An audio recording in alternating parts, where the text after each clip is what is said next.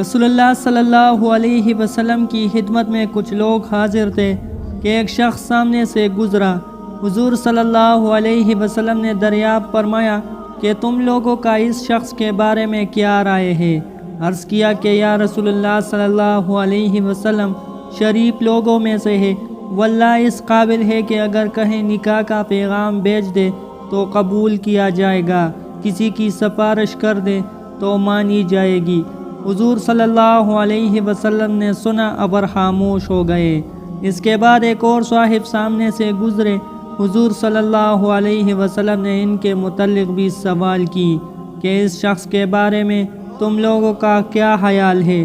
لوگوں نے کہا یا رسول اللہ صلی اللہ علیہ وسلم، ایک مسلمان فقیر ہے، کہے منگنی کرے تو کوئی رشتہ نہیں دے گا، کہے سفارش کرے تو قبول نہ ہوگی، بات کرے گا تو کوئی توجہ نہیں دیتی۔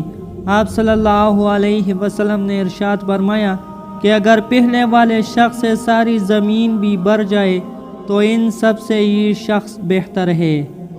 تشریح: مطلب یہ ہے کہ محض دنیاوی شرافت اللہ کے یہاں کچھ بھی اہمیت نہیں رکھتی۔